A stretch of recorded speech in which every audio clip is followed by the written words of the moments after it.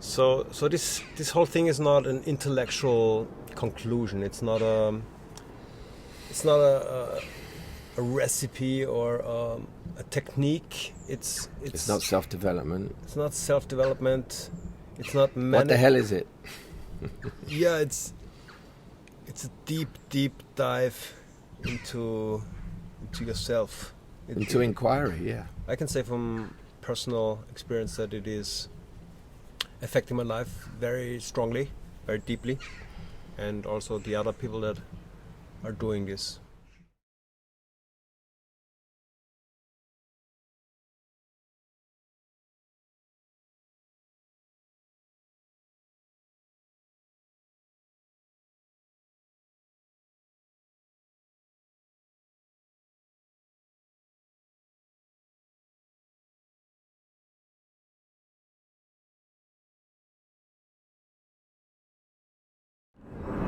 So in this video I'd like to talk about what life beyond personality really is beyond books. So what the structure of it is, where it can go with it, what it is and what it isn't. Let me turn the tables on you, because you've obviously read the books, but more than that, you've worked with this as a practical thing in your life. Yes. So it will probably be more meaningful in some ways for you to tell me how it's been for you to do that for maybe the last 2 years, and what you found out about what it is beyond what you read in the books. So you read the books, there was some connection with it obviously in that. What happened next? I've flipped this. I'll become the interviewer for a moment. Yes, thanks for the question. There was something really unexpected in the group that meets on video every week, and that is that there's a lot of stuff that I am and I was hiding from myself, that when reading the books I could just overlook. I could overlook all these patterns and all these basically secrecies that I had, and I didn't want other people to see, and I didn't want to see myself. So when I first engaged in the group, I also had this excited feeling, and also this scared feeling, and also like almost like a nervous anticipation before any group would start. All of this. What do you think you were nervous of? I was nervous of being exposed. Right, that's clear. Yeah. So and this is about exposure, but it's exposure of the personality. And the reason it's about that is because the whole contention behind this, hence the name, is that there is a life beyond personality. And what I'm saying is that the life in personality, identified with personality, produces a certain kind of life based on the patterns and the emotions and the strategies of personality, and that there is a way to be free of those. The suffering that they cause, to be free of that suffering. And just to be clear, we're not saying being free of all suffering. Suffering is part of human life, but there's a suffering that comes from that identification with personality. So does that mean anything to you in your experience? I'm saying absolutely. So I did a few things before this. For example, you've been seeking a while. I was seeking all the way since 2008 in terms of, for example, Buddhist meditation, Vipassana meditation. Did several courses. Then I got involved in a shamanic group doing ayahuasca, and then I somehow got deep into this non-duality mindset, and it was a total game changer. And I thought, that's the end of the game. There's no me. That's it. That's all there is. So I hear many people are talking like this currently on the internet. I had this absolutist viewpoint where I thought I am somehow meant to deny my suffering, deny the repeating problems with my girlfriend, with my parents, with my work, and that I somehow need to accept it. I thought that's how I am. That's how it is. It's the illusion or something of that sort.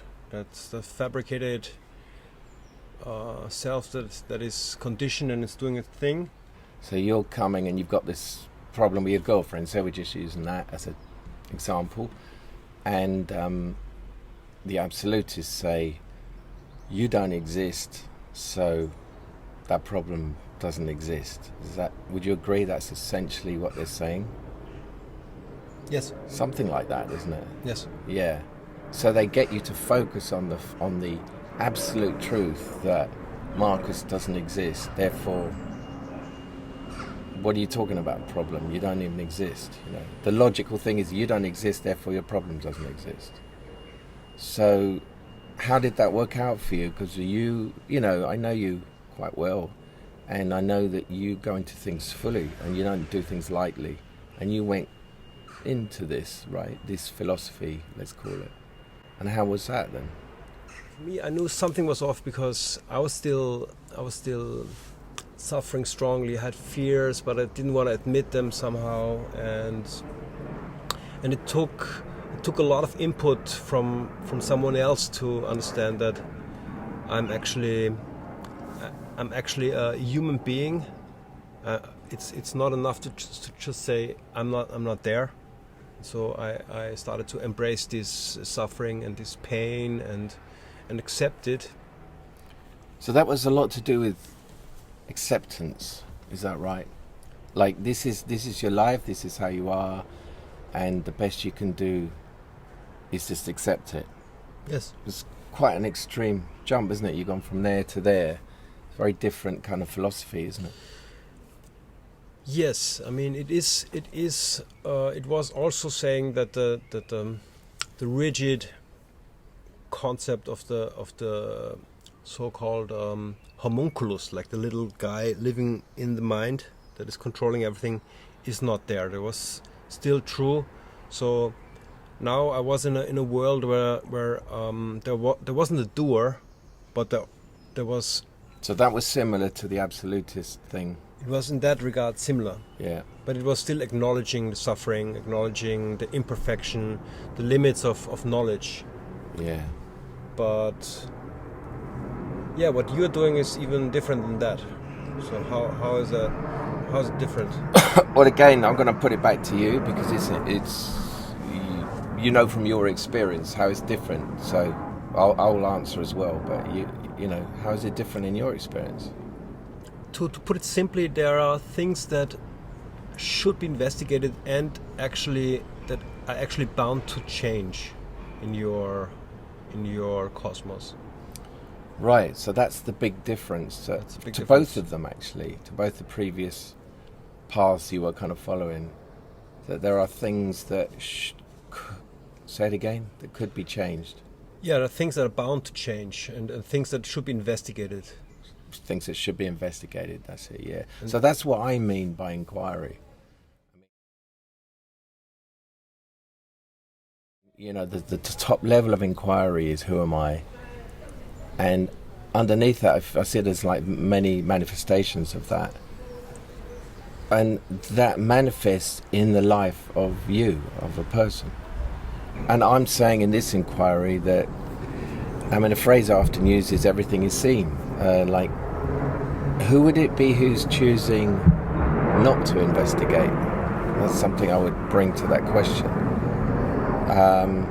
Because by investigating, we are partaking in life, we are inquiring into it, and into who we are. So that's a very practical application of who are we, by investigating. So if you know, something happens to you and you're triggered and you have a strong emotion coming up, you don't just say, that's who I am, I accept it. There's something that is saying, yeah, but why did I get so upset? What's that about? Is that really who I am? Or am I the one that can see that isn't part of that? So you're basically saying you can look at the personality. I am, yeah. And you can disidentify from it. Yeah. And you can stop its stronghold. Yes. So you can exit emotional patterns. You can for example, stop always feeling like not good enough, or always running into the same anger issues. Yeah, I mean, earlier on we were talking about inquiry and who am I. So for me, that's the top level of inquiry, and then it comes all the way through your experience as a human being. So it's not like you look up to this and avoid that. This is that. You know, so if you have anger issues, for example, or you keep suffering in that way, then that is what is inquired into. That is what is seen. And how can one imagine how is that done? Like, in which layers of inquiry are available? Well, all of this is built on the understanding and the knowledge, not the belief, but the understanding that there is something called choiceless awareness that is available, that can see without seeing through the filter of personality.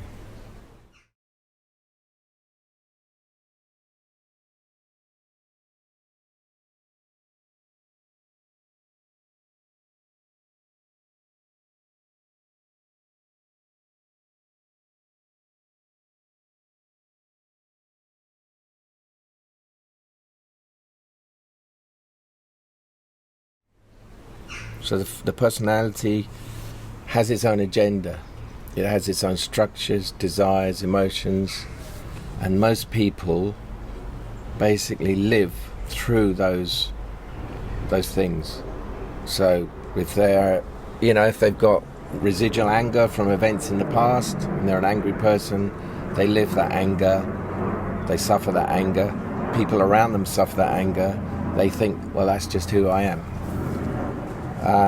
But that, it's just one example. Anger, that, like you said, you could have a lack of self-love pattern, and that's a lot of suffering in that.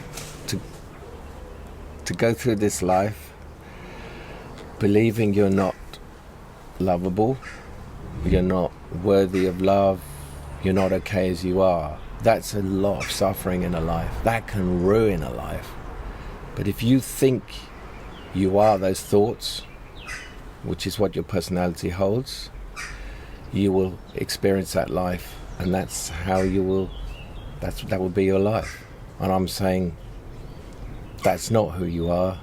Those are beliefs, those are things that arose through the personality in response to the wound, to certain events, whatever. And there's a way to live beyond that kind of suffering. So a possibility would be to join the group that meets once per week and actually share that understanding and share that viewpoint, and basically encourage each other to inquire instead of just falling into this belief.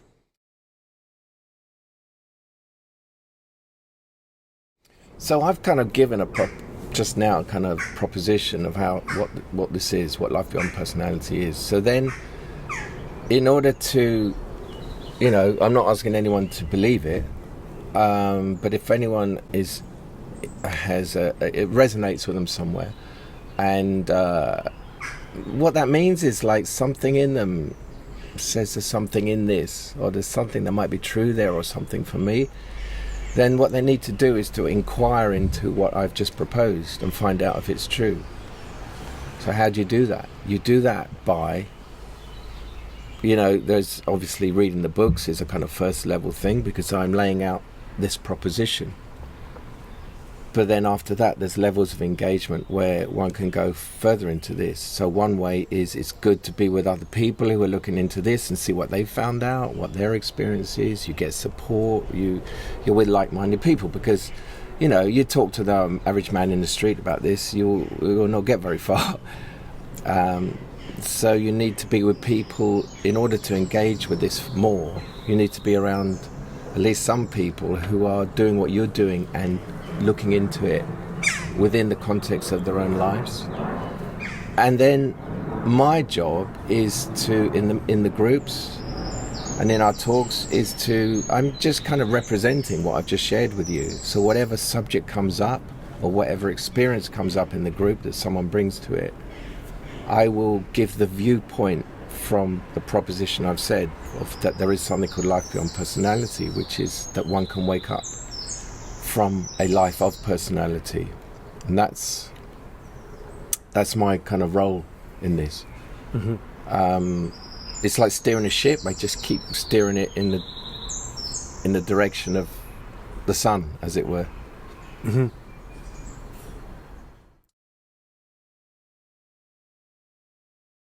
Then I suppose somebody could ask, well, why am I doing this? And who said you could do this? Or why do you think you can do this? Or and obviously people can read up a bit about my history and find out, but in general, this is what happened to me. So I'm relating my experience. I'm an artist, so I'm a writer, so obviously part of my creativity is to share this in different ways, whether talking or writing. So I'm simply sharing my experience, that's all. I'm not saving the world. I don't expect to save the world or save the planet. I'm just literally being who I am, how I was made.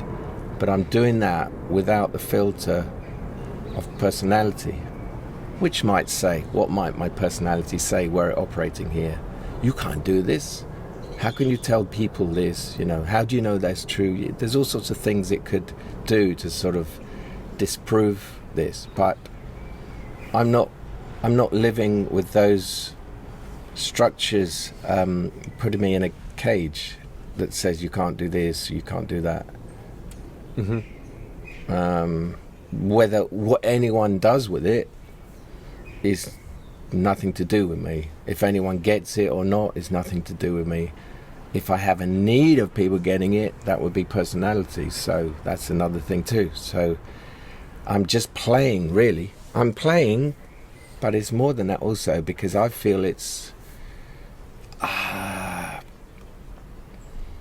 I feel the connection that comes about through this is basically love. So when you talk about this, you're sharing something that's, you can watch soap operas. There's different levels of expression of life. And if we're talking about these kind of issues, they are deep issues about who we are, how we live. And so if you can share that with other people, and if other people share their experience, the connection that comes about through it can be very deep. And so there's a joy in that. Mm-hmm. Yeah, there's a love in that, I would say. So there is the possibility to join a group and really be open with other people, like potentially nowhere else in life, like potentially not even with the closest friends or with your family. The openness in the group is so massive that it could trump everything else, and it could really be a game changer, because not only are you like experiencing love and support, but you're also able to go to the very darkest and the darkest thoughts and feelings, all kinds of jealousy, hate, ideas, and you will not be judged in that way. You will only be exposed. Yeah, I mean, what goes on in the group is what has to go on with you in the inquiry with yourself. So it's like everything is allowed because whatever comes up in you is what comes up in you. So there's no editing. There's no like, yeah, I'll look at that, but I won't look at that. That's what personality would do. So Choiceless Awareness doesn't edit in that way. It says, if I'm feeling really angry, I'm feeling really angry. That's not wrong. It's just something that's happening. But it doesn't mean you can't it doesn't mean you're sentenced to living like that all the time, that there is another way to live and there's another way to understand what that anger is and why you have it. So this takes a full commitment. You can't half-ass this. You can't like sometimes drop in, other times skip it. You cannot really come late or something. You can't half do this. You can't, in the same way that Choiceless Awareness is not looking away from any part of your life. Mm-hmm.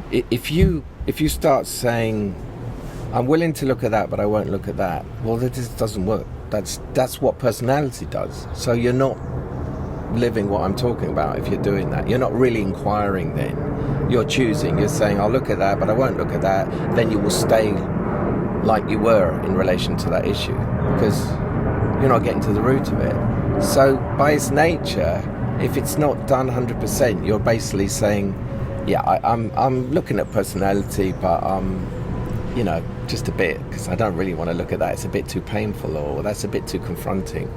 So yeah, it is all or nothing. And I think, if you look at the history of people, teachers who awoke, or anyone who awoke in the past, I don't think you'll find people who are lukewarm about their search. They will find people who are absolutely like, this is the only thing that matters to me in my life.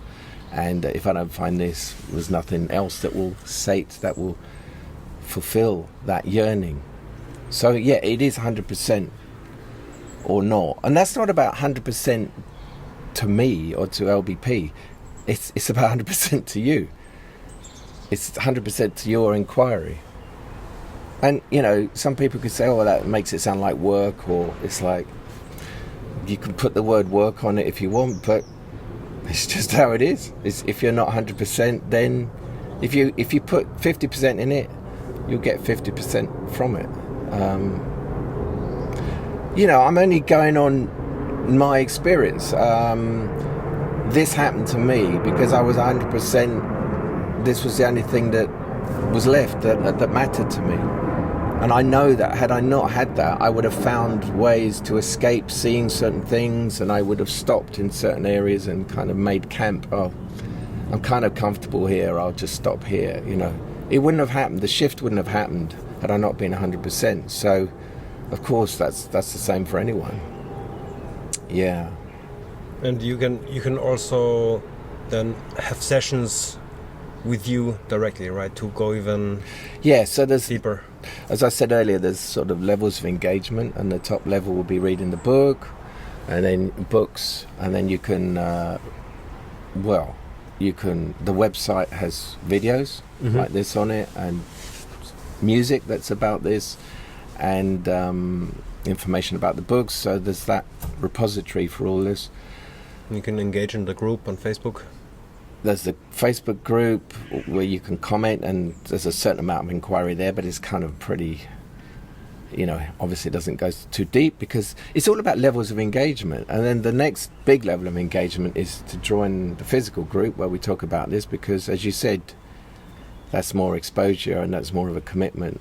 And then beyond that, there's group sessions, one-to-one with me, so the group is looking at a group and sharing in the group. For one-to-one, we can go into more specifically like where you may be stuck or what you're not seeing in regards to this. And these are like practical things in your life. But I have to be very clear, what I don't do is therapy. I mean, I'm not a therapist, but I'm simply talking from the viewpoint of life beyond personality, kind of shining on your experience of your life.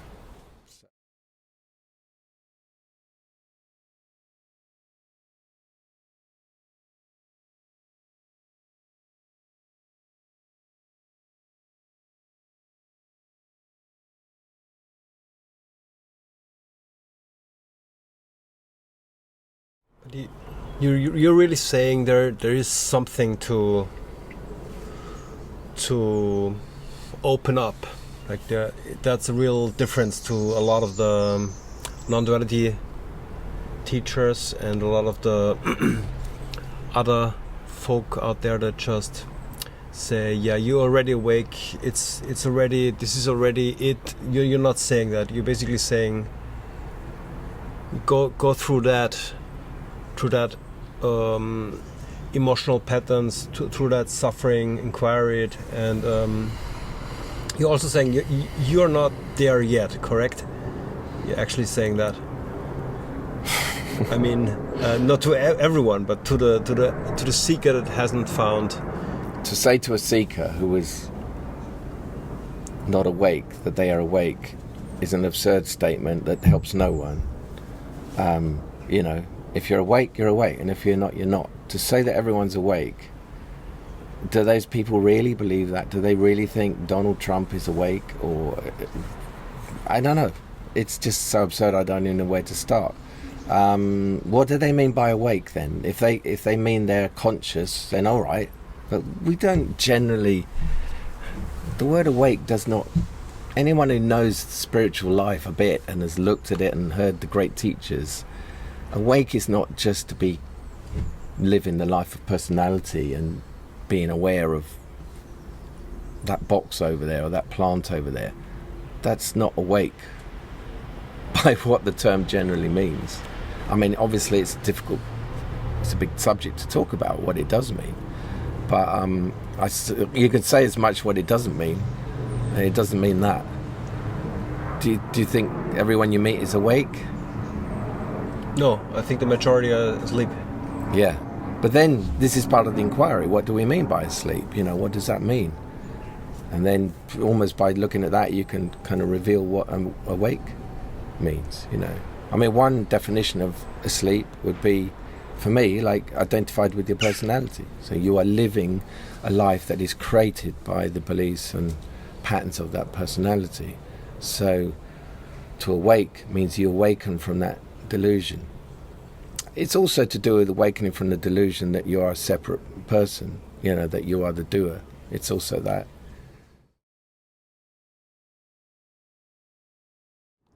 So this whole thing is not an intellectual conclusion. It's not a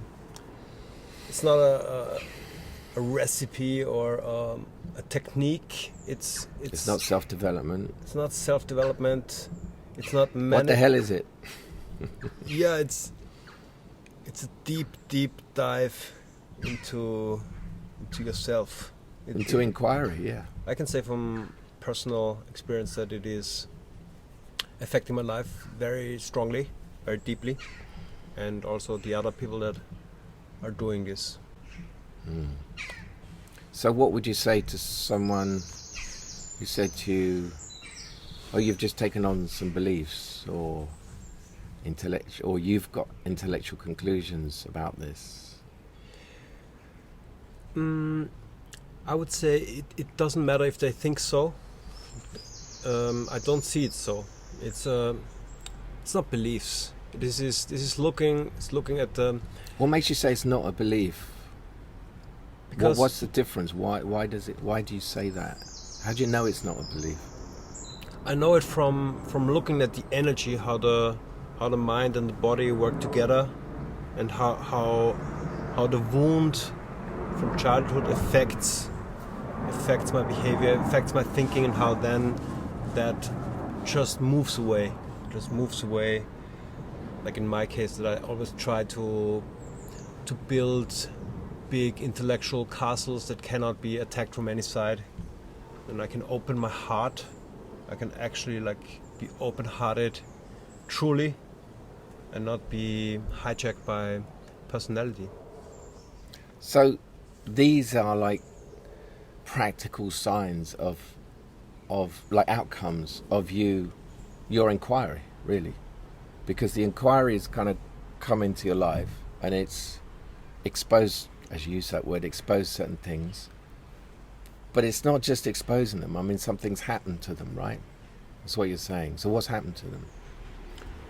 Or how did it happen? I think by looking at it and understanding that I don't have to identify with them, it became possible to observe them, and then they actually lose their energy, they lose their fuel, so that they suddenly they gradually stop running. So, if someone said to you, you've just disassociated from them, what would you say to that? See, this is what we're doing here is inquiry. Yes. This is like, somebody makes a statement, you just say, oh, are you sure? Is it that, or could it be that? And by doing that, you get clearer. This is what we're doing.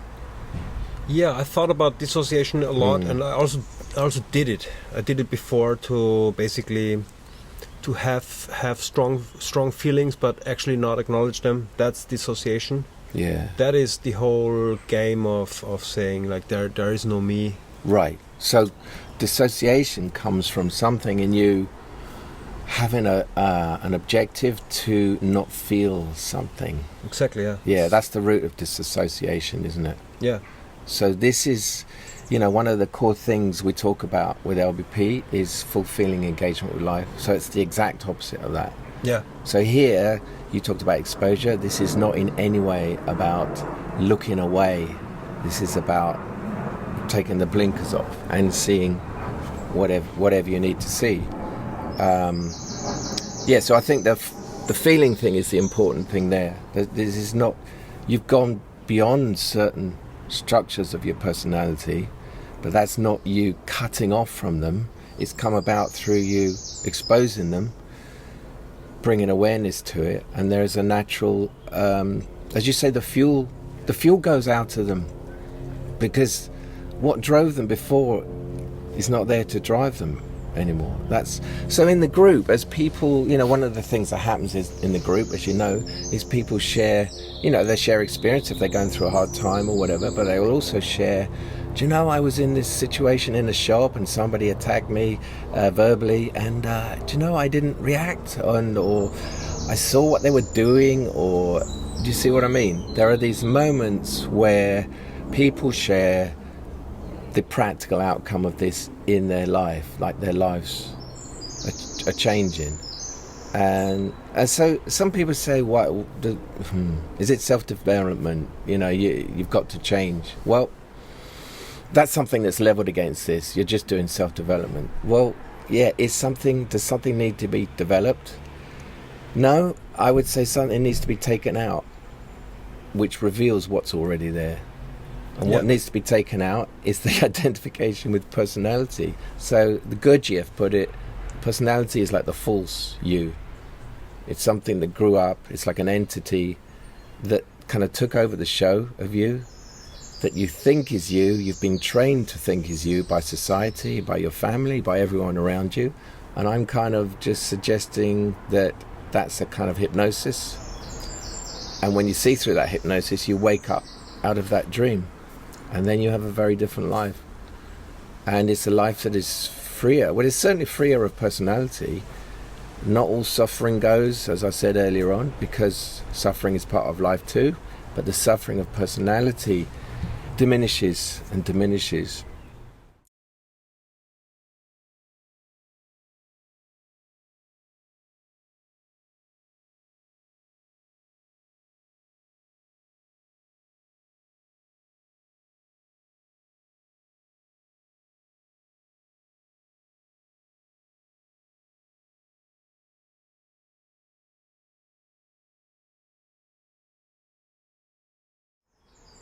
So we should invite people to work with you, to join.